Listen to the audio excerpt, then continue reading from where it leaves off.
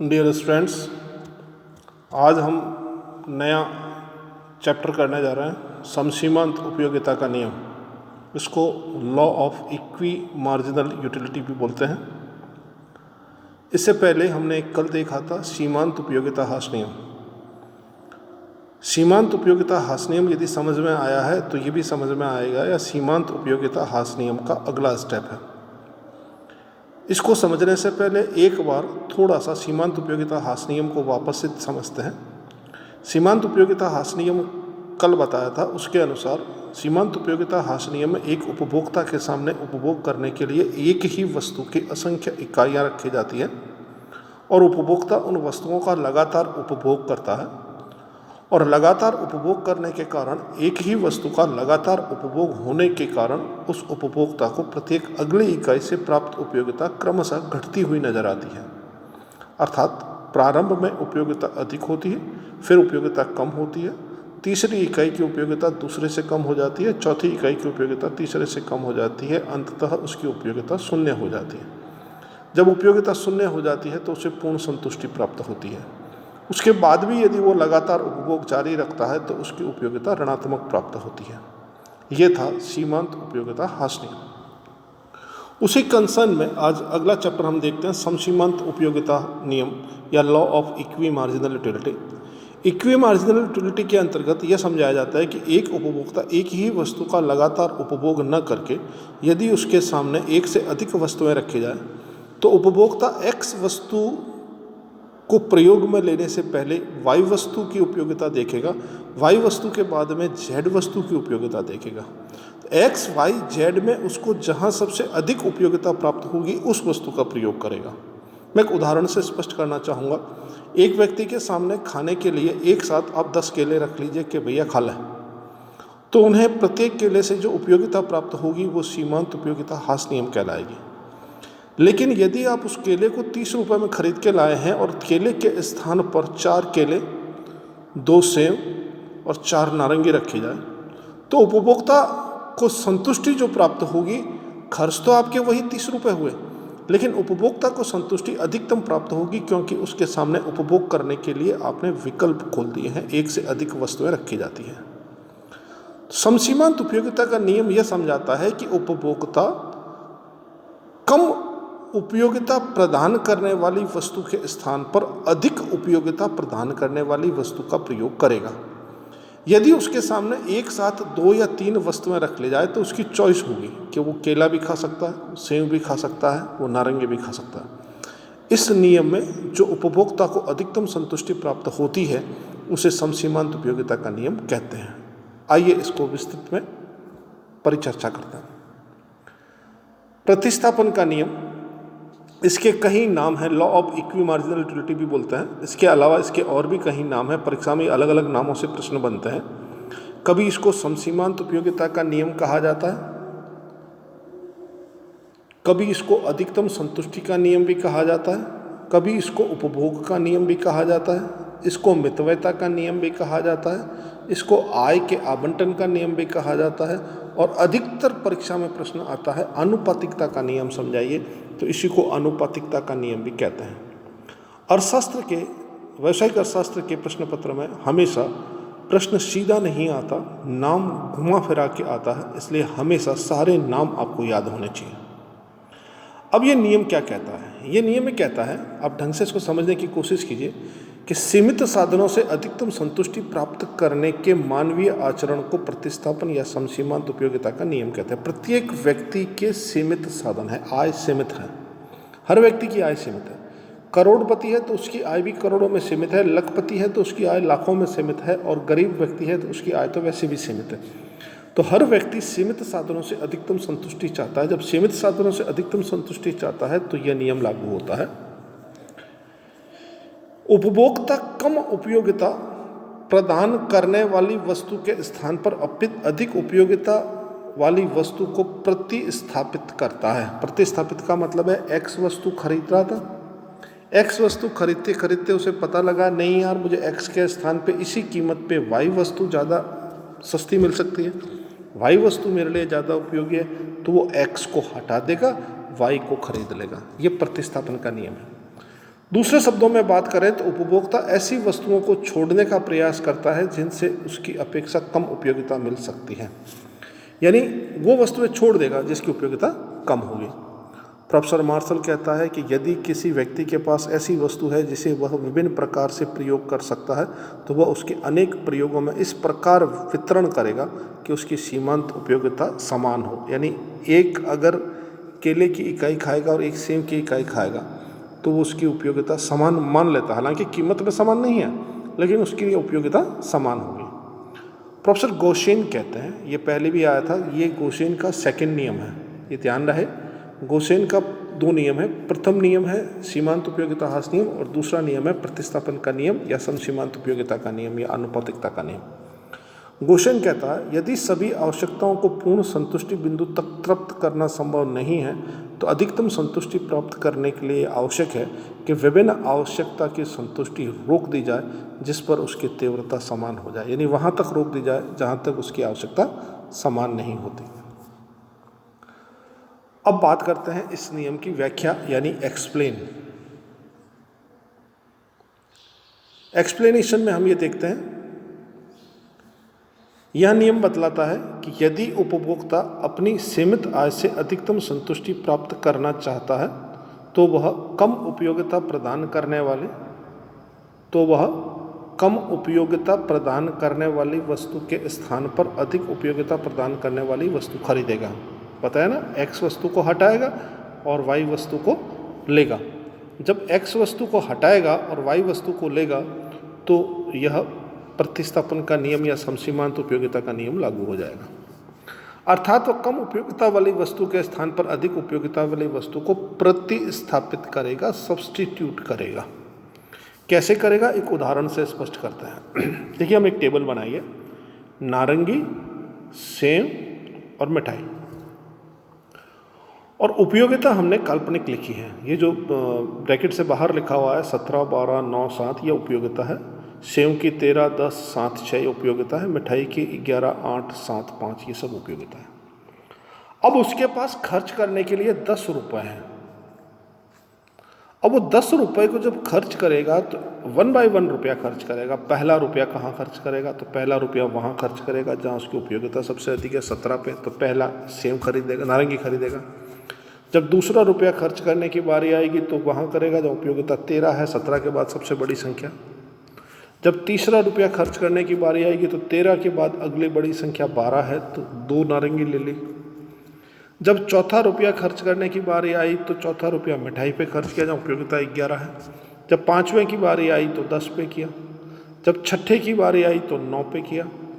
जब 7वें की बारी आई तो आप देखिए मिठाई पे किया। 8वें की बारी आई तो वापस नारंगी पे किया। 9वें रुपये की बारी आई तो सेब पे किया। 10वें रुपये की बारी आई तो यहाँ किया मिठाई पे।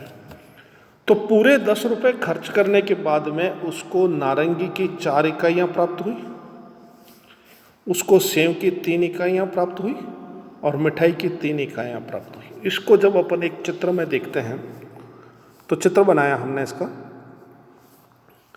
शून्य यहाँ है, शून्य से लगाकर एक लाइन बराबर 2, 8, 9 लाइनें ली हमने और इसको हम 18 तक ले गए।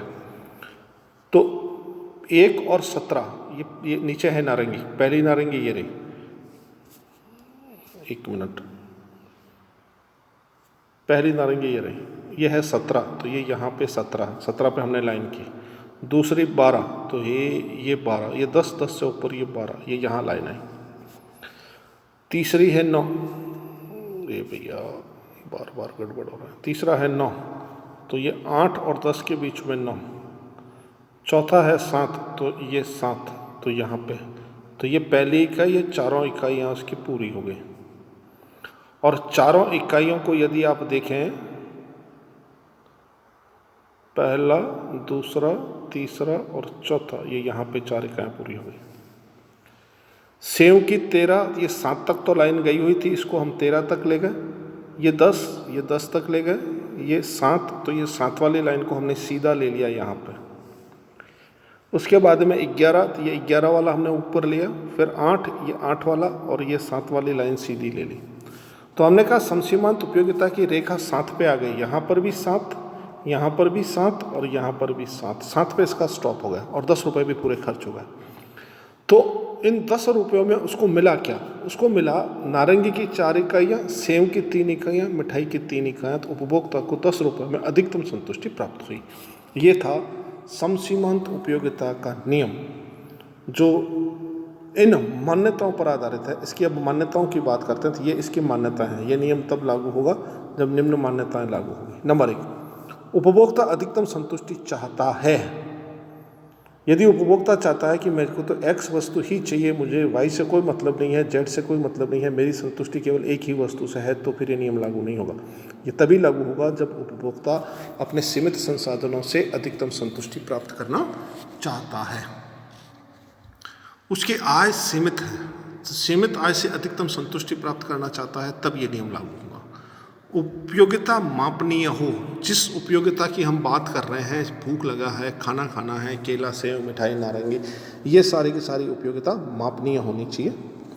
वस्तुएं छोटी व विभाज्य हो। वस्तुएं ऐसी होनी चाहिए जो छोटी छोटी इकाइयों में हो और जिसके पार्टीशन किए जा सकते हों। आय और व्यय की अवधि एक ही हो, यानी जैसे कमाए वैसे खर्च करें। ऐसा नहीं हो सकता कि जनवरी में कमाएं फरवरी में खाएं। कमाओ और खाओ, तब ये नियम लागू होता है। मुद्रा की सीमांत उपयोगिता स्थिर है। ये सबसे इंपॉर्टेंट पॉइंट है, मुद्रा की सीमांत उपयोगिता स्थिर है। यहाँ मुद्रा की सीमांत उपयोगिता से अभिप्राय मुद्रा की सभी इकाइयाँ समान वैल्यू पर बिकनी चाहिए। एक उदाहरण से स्पष्ट करता हूँ। एक व्यक्ति के पास 100 का नोट है और 100 के नोट को उसने 10-10 के 10 नोट पे चेंज करवा लिया। अब उसके पास 10-10 के 10 नोट हैं। अगर उसने पहले नोट को खर्च किया और उस दिन केले 20 रुपये किलो थे और 10 रुपये में आधा किलो केले प्राप्त हुए हैं। उस दिन केले 20 रुपये किलो थे और 10 रुपये में उसने आधा किलो केले खरीदे। तो उस दिन उसकी पॉकेट में जो 10 का नोट जो खर्च किया उसने, उसकी औकात या उस 10 के नोट की हैसियत या वैल्यू आधा किलो केले के बराबर है। उसके बाद उसने दूसरा नोट खर्च किया, तीसरा खर्च किया, चौथा खर्च किया। ऐसे करते करते चौथे दिन उसके 10वें नोट की बारी आई और फिर वो केले लेने गया। तो आज केले के भाव 20 नहीं है, 30 रुपये किलो है। अब उसको 500 ग्राम केले नहीं मिल रहे हैं, उसको 330 ग्राम केले मिल रहे हैं। तो इसका मतलब क्या हुआ? एक 10 का नोट यदि हम पॉकेट से निकालते हैं तो हमें आधा किलो केले प्राप्त होते हैं। दूसरा 10 का नोट निकालते हैं तो हमें 350 ग्राम, 330, 340 ग्राम केले प्राप्त होते हैं। तो क्यों? मुद्रा की सभी इकाइयाँ समान वैल्यू पर क्यों नहीं है? नहीं होती, बिकॉज वस्तुओं की मूल्य स्थिर नहीं है। जब तक वस्तुओं के मूल्य स्थिर नहीं रहेंगे, मुद्रा की सभी इकाइयाँ समान वैल्यू पर नहीं चल सकती। तो यहाँ ये नियम में कहा गया है कि मुद्रा की सीमांत उपयोगिता स्थिर रहनी चाहिए, अर्थात सभी इकाइयाँ समान वैल्यू पर चलनी चाहिए, जो संभव नहीं है।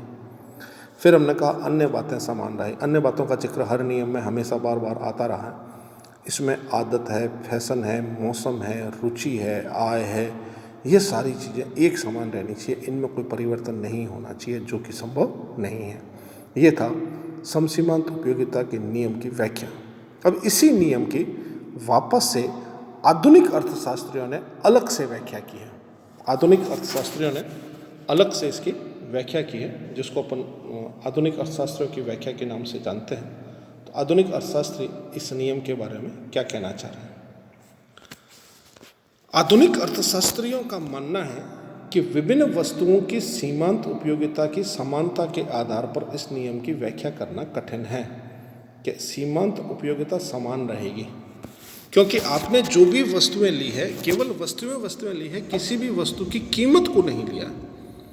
आपने एक सेव की बात कही है, एक नारंगी की बात कही है, एक मिठाई की बात की है। सेव 50 रुपये किलो है, नारंगी 30 रुपये किलो है, मिठाई 300 रुपये किलो है। कैसे आप उसको कंपेयर करें? क्योंकि इस नियम में वस्तुओं के मूल्यों को ध्यान में नहीं रखा गया है। मार्शल आदि अर्थशास्त्रियों का मानना है कि उपभोक्ता विभिन्न वस्तुओं से मिलने वाली सीमांत उपयोगिता को समान नहीं करना चाहता, बल्कि वह उन वस्तुओं पर व्यय किए जाने वाले रुपए की सीमांत उपयोगिता को समान करना चाहता है। यानी वो ये समान करना नहीं चाहता कि उसको उपयोगिता बराबर मिले, बल्कि वो यह समान करना चाहता है कि उसके खर्च होने वाली राशि बराबर होनी चाहिए। अब ये कैसे होनी चाहिए, क्या होना चाहिए? एक उदाहरण द्वारा इसको अपन समझने की कोशिश करते हैं। यदि एक उपभोक्ता के पास खर्च करने के लिए 200 रुपये हैं और वह नारंगी, पपीता और केले पर खर्च करना चाहता है। नारंगी का भाव 30 रुपये किलो है, पपीते का भाव 20 रुपये किलो है और केले का भाव 10 रुपये किलो है। पहले तो कीमतें इसमें शामिल होंगी, इस नियम में कीमत भी शामिल होगी। फिर हमने कहा कि इनकी जो प्राप्त उपयोगिता है 60, 50, 39, 30, 38, 32, 20, 18, 10, 6। इस प्रकार वह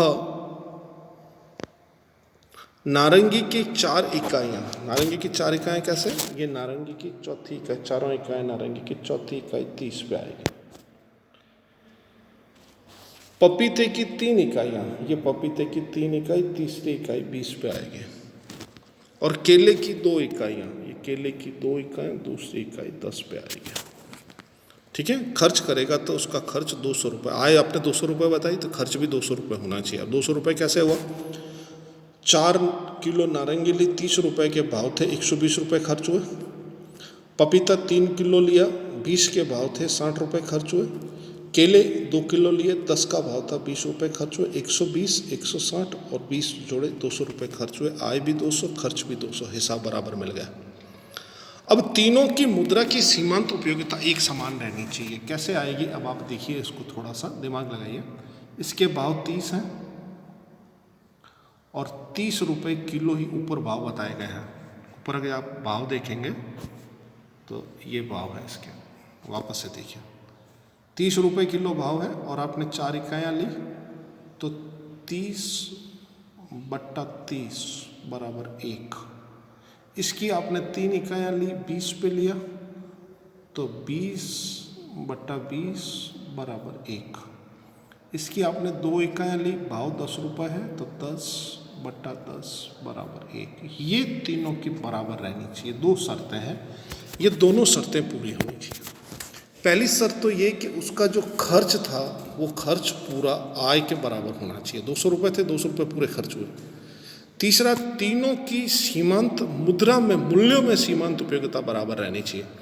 तो मूल्यों में सीमांत उपयोगिता करने के लिए आपको जब परीक्षा में इसको हल करना पड़ेगा तो ये ध्यान रहे कि जो मूल्य है वो चौथी इकाई पे आएगा ए में, बी में जो है वो तीसरी इकाई पे आएगा और इसमें दूसरी इकाई पे आएगा। हिसाब का कैलकुलेशन आपका बराबर हो जाएगा। आगे चलिए।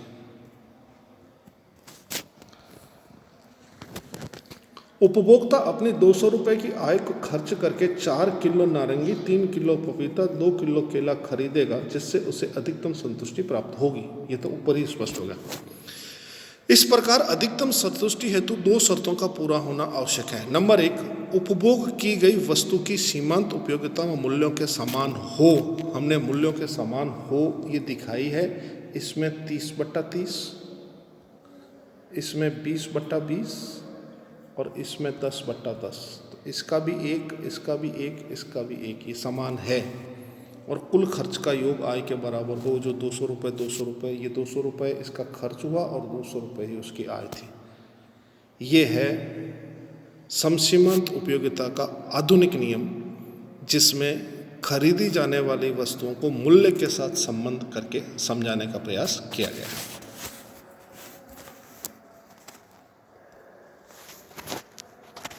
अब बात करेंगे प्रतिस्थापन के नियम का महत्व। देखिए, अर्थशास्त्र में, बिजनेस इकोनॉमिक्स में कोई भी प्रश्न आ जाए, किसी भी प्रश्न में कभी भी अगर महत्व पूछ ले तो ये याद रखना 5 अर्थशास्त्र के पिलर्स हैं। 5 अर्थशास्त्र के पिलर्स हैं। उन 5 क्षेत्रों में अर्थशास्त्र का महत्व होता है, प्रत्येक चैप्टर का महत्व होता है, प्रत्येक चीज का महत्व होता है। तो महत्व जब भी परीक्षा में पूछे 5 ही पॉइंट है। उपभोग के क्षेत्र में, उत्पादन के क्षेत्र में, विनिमय के क्षेत्र में, वितरण के क्षेत्र में, वितरण के क्षेत्र में और राजस्व के क्षेत्र में। ये 5 क्षेत्र हैं। कौन कौन से 5 हैं? उपभोग, उत्पादन, विनिमय, वितरण और राजस्व। ये 5 ऐसे पॉइंट हैं जिनको प्रत्येक प्रश्न के महत्व के उत्तर में लिखा जा सकता है आंख मीच के, जिसमें किसी पंडित को भी पूछने की जरूरत नहीं है। जब भी हम उपभोग करेंगे तो प्रतिस्थापन का नियम लागू होगा। तो हमने लिखा है प्रत्येक उपभोक्ता सदैव सीमित आय से अधिकतम संतुष्टि प्राप्त करता है, इसलिए वह अपनी आय को विभिन्न वस्तुओं और सेवाओं पर इस प्रकार आवंटित करता है जिससे प्राप्त सीमांत उपयोगिता बराबर मिले। आपके पास जो आय है, आपके पास जो पैसे हैं, वो इस प्रकार से खर्च करेंगे कि आपकी सीमांत उपयोगिता बराबर आए। अधिकतम उपयोगिता देने वाली वस्तु का कम उपयोगिता वाली सर्वप्रथम करेगा, इस प्रकार उपयोगिता सीमांत सदैव रहे। उत्पादन के क्षेत्र में भी बात करते हैं तो उत्पादन का उद्देश्य न्यूनतम लागत पर उत्पादन करने का होता है जिससे अधिकतम लाभ प्राप्त हो। यानी उपभोग जब भी किया जाएगा तो उपभोक्ता अधिकतम संतुष्टि चाहेगा, उत्पादन जब भी किया जाएगा तो कॉस्ट को मिनिमाइज या मिनिमम करने का प्रयास किया जाएगा। जब हम विनिमय करने जाते हैं तो हम ये कोशिश करते हैं हर चीज़ हमें सस्ती से सस्ती मिले, डिस्काउंट मिले वगैरह, छूट मिले, तो विनिमय के क्षेत्र में। उसके बाद हम बात करेंगे वितरण के क्षेत्र में। तो वितरण जब हम करते हैं, आय से जो पैसा कमाते हैं वो वापस उत्पादन के साधनों में बांटना होता है। जैसे भूमि को प्रयोग में लेते हैं तो लगान चुकाना होता है, पूंजी को काम में लेते हैं तो ब्याज चुकाना होता है, श्रम को काम में लेते हैं तो मजदूरी चुकानी होती है, साहसी को काम में लेते हैं तो लाभ चुकाना होता है। तो इन सभी को जो वितरण किया जाता है वो भी इसी सिद्धांत पर आधारित है। राजस्व में सरकार जब आय वसूल करती है तो वो भी प्रतिस्थापन के नियम को ही ध्यान में रखकर करती है। राजस्व में सार्वजनिक आगम, सार्वजनिक व्यय संबंधी क्रियाओं का अध्ययन किया जाता है। सरकार विभिन्न कर लगाए कर आय प्राप्त करती है। करारोपण से त्याग होता है और संपूर्ण समाज के त्याग को सामाजिक त्याग कहेंगे तथा सार्वजनिक व्यय करने में जनता को लाभ प्राप्त होता है। तो संपूर्ण व्यय से सीमांत सामाजिक लाभ प्राप्त लगाया तो कोई इतना इम्पोर्टेंट नहीं है, पर ध्यान रहे इसमें भी होता है। देन आफ्टर बात आती है आलोचना किसकी, समसीमांत उपयोगिता नियम की। तो पहली आलोचना है वस्तुओं की अविभाज्यता। उन्होंने मान्यताओं में कहा कि वस्तुएं अविभाज्य होनी चाहिए। अब हम कहते हैं कि वस्तुएं अविभाज्य नहीं होती, वस्तुएं पूरी काम में आती हैं। उपभोक्ता की अज्ञानता, बहुत से उपभोक्ता जानते ही नहीं है कि सीमांत उपयोगिता किससे कम है, सीमांत उपयोगिता किससे ज़्यादा है, कौन सी वस्तु तो सस्ती देखते हैं उठा के ले आते हैं, उनकी अज्ञानता है। वस्तुओं के मूल्यों में परिवर्तन रहता है, कभी भी मूल्य स्थिर नहीं रहते। हमने कहा मुद्रा की सीमांत उपयोगिता स्थिर रहनी चाहिए, अब हम कहते हैं मुद्रा की सीमांत उपयोगिता स्थिर नहीं रहती। जब मुद्रा की सीमांत उपयोगिता स्थिर नहीं रहती तो मूल्य में परिवर्तन संभव है। मुद्रा की सीमांत उपयोगिता स्थिर नहीं है, ये दोनों एक ही जैसे पॉइंट है, दोनों का एक ही कनेक्शन है। पूरक वस्तुएं, हर उत्पाद की पूरक वस्तु उपलब्ध होती है। पूरक का मतलब ये होता है कि एक्स वस्तु यदि बाजार में उपलब्ध नहीं है तो वाई वस्तु उस वस्तु का स्थान ले लेती है, उसे तो कहते हैं प्रतिस्थापन। और पूरक वस्तुएं वो होती है जिसमें एक्स वस्तु प्रयोग में नहीं ली जा सकती जब तक कि वाई वस्तु उपलब्ध नहीं हो, जैसे कार के लिए पेट्रोल, चाय के लिए दूध वगैरह, ये सब पूरक है। सामान्य उपभोक्ता हिसाब किताब की प्रवृत्ति नहीं रखते, शिक्षित समाज नहीं है, हिसाब किताब की प्रवृत्ति नहीं रखते तो उन्हें पता ही नहीं रहता है कब सस्ता मिलता है, कब महंगा मिलता है। उपभोक्ता लापरवाह है, उपभोक्ता आलसी है, उपभोक्ता की आदत, रुचि, फैशन आदि स्थिर नहीं रहती, अनिश्चित बजट रहता है, अधिकतम कुल उपयोगिता आदि, ये सब पढ़ के एक बार छोड़ने वाली चीज़ें हैं। तो आज के लेक्चर में हम इतना ही देखेंगे कि सीमांत उपयोगिता और प्रतिस्थापन का नियम टोटल है क्या। दोनों नियम इसमें समझ आएगा, ट्रेडिशनल और आधुनिक अर्थशास्त्रियों का। धन्यवाद।